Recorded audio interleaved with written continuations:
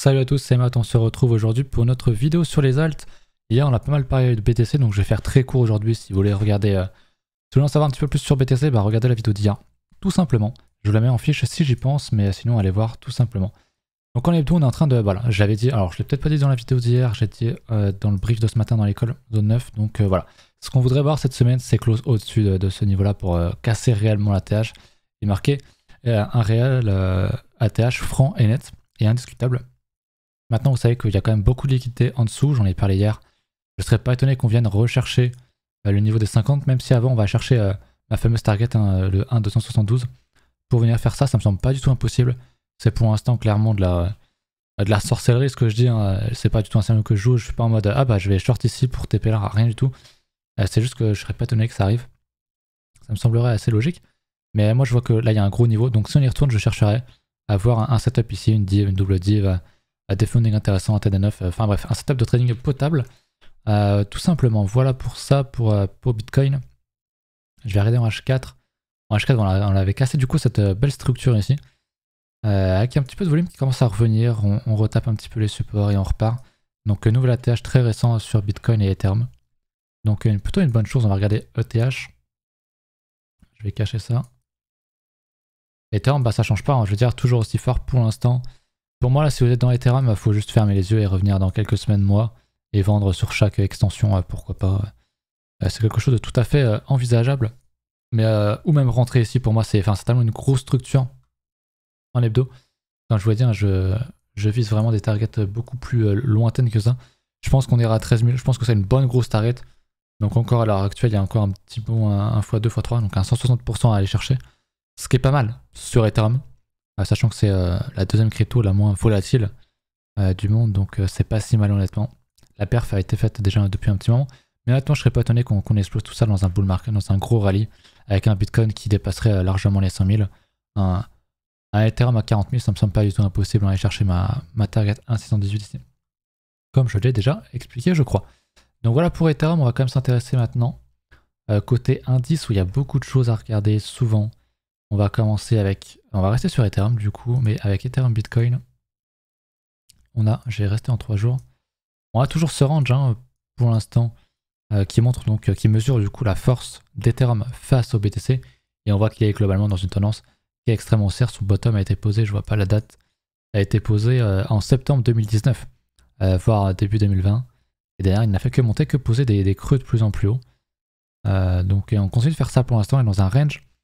C'est une très bonne chose de voir un range dans une tendance haussière, un range qui est quasi latéral avec des creux supérieurs par rapport au précédent. Maintenant, ce qu'on veut, hein, je le redis encore une fois, c'est casser ce niveau-là. Et j'ai mis une alerte parce que quand on va casser ça, Ethereum va partir, va vraiment être beaucoup plus puissant que Bitcoin. Ça veut dire quoi? Ça veut dire que soit Bitcoin va tomber et Bitcoin va pumper au même moment. Je sais que dans la tête de beaucoup, c'est quelque chose d'impossible, mais je vais vous montrer que c'est tout à fait possible, parce que je l'ai montré ce matin. Encore une fois dans l'école, c'était donc ETH USD, on va checker sur Bitstamp. Je vais mettre en hebdo. Donc à gauche on est en hebdo hein, sur Ethereum. Et à droite, je vais zoomer, vous voyez bien. Et à droite on est sur Bitcoin, donc Ethereum à gauche, Bitcoin à droite. On va regarder les mêmes périodes. Et vous allez voir pour les nouveaux que je pense que vous n'avez jamais vu ça. Et je pense que c'est quelque chose qui est possible. Je dis pas que ça va arriver. Mais voilà, on est à un gros run de BTC, c'est super. Bougie rouge ici, donc en janvier 2007, une grosse bougie rouge, mais c'est pas la plus impressionnante. Au même endroit, vous voyez que ça se superpose à gauche, et bien Ethereum pump. Et ce qui est le plus flagrant, c'est en fait ici, c'est vraiment quand juste ici, Ethereum casse son niveau ici. Ok, quand il est là, juste après la bougie d'après, il explose vraiment, il prend une belle bougie, il prend deux belles bougies vertes très puissantes. Hein. Celle-là, elle fait quand même, elle a été jusqu'à plus de 130%, et alors qu'on était dans une bougie rouge à droite sur Bitcoin. Donc Bitcoin a pris à peu près moins 20% quand Ethereum a pris 130% en fait. Donc la décorrélation est possible. Est-ce qu'elle va arriver à nouveau? Je ne sais pas. Ensuite, il y avait bien évidemment au sommet, ça je vous l'avais déjà montré je crois. Voilà, quand Bitcoin est tombé, on avait une bougie rouge ici, ou même plutôt après. Ici c'était quand même rouge, pas très haussier. Et c'est là où Ethereum a vraiment pété, aller chercher son ATH à 1400. Donc voilà. Il faut garder ça en tête, et je pense qu'on pourrait avoir ce phénomène-là si, encore une fois, on a été amené à casser le fameux, je vais me remettre bien là où j'étais, si on était amené à casser le range sur Ethereum Bitcoin. Soit ça, soit tout simplement les deux montent, c'est juste que Ethereum monte carrément plus fort hein, si on casse ce niveau-là. Soit Ethereum pump, Bitcoin dump, alors c'est pas forcément un gros dump, mais ça peut être une correction, voilà, à moins 20, moins 30%, alors où tout le monde se dit, ah merde, putain, faut que je vende Bitcoin, mais en fait, faut que je vende mes Ethereum et mes alt, mais en fait non, il y a des corrélations et on part et tout le monde est prêt à revers comme ça a été le cas en 2016-2017. Et je pense que c'est quelque chose qui devrait arriver parce que psychologiquement, personne n'a pris un truc comme ça, personne ne l'a vécu, enfin très peu de gens l'ont vécu. Et très peu de gens l'envisagent en fait. Et c'est normal parce que 99,9% du temps, quand Bitcoin tombe, eh ben Ethereum tombe. Mais il y a ce petit pourcent qui arrive et il faut être prêt pour ça. Et quand on voit la gueule des alts, les structures et l'avancement des indices, du cycle en fait, je pense que c'est vraiment possible. Donc soit ça, soit il casse à la hausse, Ethereum est surpuissant, mais Bitcoin monte aussi un peu plus tranquillement. Simplement Ethereum surperfe largement Bitcoin dans ce cas-là. Donc j'attends beaucoup de cette cassure qui est là quand même depuis mai 2021. Donc c'est une structure qui se voit très bien en 3 jours. Donc j'ai hâte de l'avoir cassée. À la hausse, de préférence, ça serait sympa. On a ensuite le total 2, total 3, je vous ai déjà montré, ça c'est exactement comme Ethereum. Au niveau du... donc ça c'est la dominance inversée. Donc c'est total 2, donc c'est l'indice des alts. Donc toutes les alts. Donc en fait c'est l'indice, donc le market cap crypto sans Bitcoin, divisé par Bitcoin. Donc qui est le BLX, hein, si vous tapez juste BLX sur TradingView, c'est un indice pour montrer tout l'historique de Bitcoin en fait tout simplement, pour être sûr d'avoir tout l'historique. On voit très bien, c'est la dominance inversée, du coup on a un gros niveau en 2018 qui a été retesté en mai 2018 et que là on est en train de retester, on y retourne encore une fois. Donc on compresse vraiment, quand je vois un truc comme ça en termes de price action, vraiment c'est extrêmement bullish le fait de consolider sous résistance. Bien sûr, il faut confirmer, il faut maintenant casser ce niveau-là. Et pareil, là j'ai mis une notification, une alerte. Si on casse ça, c'est pareil, ça va péter. Les alts vont vraiment exploser à la hausse. Ethereum, bien sûr, mais toutes les alts devraient vraiment péter. Et c'est ce qui est en train de se passer selon moi. Et derrière, quand on voit la gueule du truc, c'est pas une explosion qui va durer 1 mois ou 2. À mon avis, ça peut durer plusieurs mois. J'irai peut-être pas jusqu'à 6 mois. Mais je pense 3 à 4 mois, c'est tout à fait une hausse qui est tout à fait envisageable. Peut-être en plusieurs phases, je sais pas. Mais quand on voit ce genre de structure, franchement, c'est pas un truc qu'on voit tout le temps, quoi. C'est même tellement rare. Si on regarde la dominance, du coup, faut que je la retrouve, elle est en haut. On passera à vos alts après. Ah ouais, c'est ça, hein, du coup, c'est ce fameux niveau qui a été retesté et on construit en dessous. Et ce fameux range, hein, si on le casse en bas, franchement, ça annonce du très beau nom. Mais tout ça, j'ai déjà expliqué. J'ai déjà pris 7 minutes, même 8 minutes pour réexpliquer encore et encore, parce que je pense qu'il faut vraiment l'intégrer, mais voilà, on verra quand on cassera, si on casse au bon niveau, du bon côté ou pas. Je vais passer à l'analyse de vos alts. Alors je voulais juste faire un petit point rapidement sur l'alt, je crois que c'était hier que j'ai montré. Elle est où? C'est le BDP, qui est donc sur Uniswap, sur AMXC, sur Getio, donc j'avais parlé du potentiel double bottom hebdo. On était un petit peu en dessous, donc là il est en train de casser. Et si on confirme comme ça, honnêtement, comme je le disais ce matin encore une fois, c'est x100 ou go to 0. Et du coup, c'est un risque rate qui est tout à fait plus qu'appréciable. Hein, je veux dire, c'est vraiment très très volatile. Hein. De la cassure ici jusqu'aux résistances ici, il y a quand même 900%. Donc c'est quand même pas rien du tout. C'est vraiment quelque chose qui peut faire x100 à mon sens d'ici la fin du bull market. Mais bien sûr, faut pas mettre trop dessus. Vous le savez que généralement sur des shitcoins, je mets 5% grand max, comme ça s'il tombe à 0, tant pis. Et puis s'il tombe à 0, et que j'en ai une autre qui fait la très bonne perf, qui fait x10, x50, et ça rattrape absolument toute la perte. Donc ça c'est évidemment du money management, comme on ne le cesse de le rappeler. Donc le Big Data Protocol, qui est très intéressant. Je vais piocher un petit peu dans les alts que vous m'avez demandé dans les commentaires. Je vais le faire ici pour être sûr d'avoir absolument tout l'historique. Donc le Dent, qu'on nous demande souvent. Qui avait une belle structure en bas. Donc ici, hein, quand on a cassé ce niveau-là, je trace pas droit parce que je sais pas faire comme tilt. Mais ouais, je vais rater en fait. Mais en gros, on avait un bon niveau ici. La cassé depuis, c'est quand même beaucoup plus compliqué. On est en train de créer quelque chose. Et je suis en log hein, en plus. Hein, c'est ça le pire, c'est que c'est quand même très très volatile. On a un VBOTA, honnêtement, c'est pas les structures les plus idéales. On est en train de créer un truc. Peut-être que voilà, si on fait un truc comme ça, une belle résistance, qu'on la casse, il y aura sans doute un achat à faire avec un stop ici et jouer à une montée en prise de profit partielle en plusieurs fois. Mais c'est pas, pour moi, l'entrée n'est pas la plus optimale sur le dance, même si, attention, il est dans une tendance haussière, il n'y a rien à dire. Il est très bien, mais pour rentrer intelligemment, c'est tout de suite plus compliqué. Le band qui, si je me souviens bien, est un peu dans le même cas. Ouais, dans une tendance haussière à permanence. Lui, par contre, sa structure, j'aime déjà beaucoup plus parce qu'on a vraiment un gros niveau ici qui a été retesté 2 fois ici. Donc on a vraiment une grosse zone de résistance que je devrais tracer comme ceci. Voilà, moi je la tracerai comme ça. Une grosse zone de résistance, si ça casse, pareil, c'est un niveau qui est là depuis août 2020. Donc ça fait un moment, ça fait vraiment un bail. Et si ça casse, eh ben tu peux t'attendre légitimement à une bonne hausse de plusieurs mois derrière.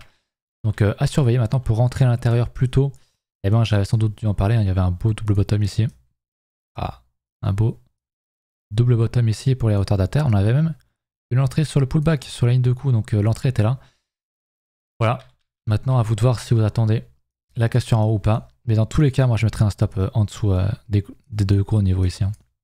Très clairement, pour moi, il y a un stop qui est évident en dessous. J'irai pas hold un achat ici. Si on revient ici, je serai sorti avant. Donc voilà. Même principe que pour l'autre, pour prendre les profits. On avait le TRX. Le Tron, je sais pas comment est-ce que vous dites. Tron ou Tron? Moi je dis plus Tron. Dites-moi ça en commentaire. Mais je crois que tout le monde dit Tron. Hein. En tout cas en France. Le TRX, du coup, qui avait une très belle structure ici aussi. On avait sans doute déjà parlé, hein, les grosses majeures qu'on avait à un très bon niveau ici. Qu'on a cassé, qu'on a légèrement retesté ici. Et derrière, bah, c'était le bon niveau à payer. On est un petit peu comme, je crois que c'était le Dent. En termes de structure, on a un V-bottom ici à court terme. Et on est en train de créer, voilà, de retester une résistance. Vraiment, si on casse ça, c'est quand même bullish. Hein, je veux dire, on a tout l'historique. Voilà, c'était le top de la bulle. Donc lui, il a quand même bien retracé si je regarde en linéaire. Il a déjà retracé ses 50%, mais quasiment ses 61,8. Donc moi, c'est pas quelque chose qui m'intéresserait. Mais c'est le genre d'actif, de mid-cap, voire même de major, je sais plus comment est-ce qu'il est. Mais qui, pour moi, fera un ATH un jour dans ce cycle. Donc oui, techniquement, ça peut être un bon achat de rentrer ici. Donc voilà, j'aime beaucoup. Mais pour moi, c'est le genre de truc qui ferait la tâche. Là où mes shitcoins, c'est un peu plus compliqué. Pour ceux qui étaient là en 2017, en tout cas. Donc voilà. Mais très bien. Très très bien le TRX. À tort. À tort. Eh ben, il est bien. Et a raison. Pour ceux qui ont compris la subtilité, hein, bravo. Pour les autres, tant pis. J'aime beaucoup. On a un peu d'historique quand même. On a un niveau ici qu'on a retesté un peu là. On est en train de faire un double bottom de continuation, comme les appellerait à Tilt. Mais c'est quand même des mouvements qui sont très amples, donc je suis pas hyper fan. Mais quand même, ça reste un price action qui est bullish. Donc pour moi, il y a une entrée ici, soit sur un retest de ce niveau-là.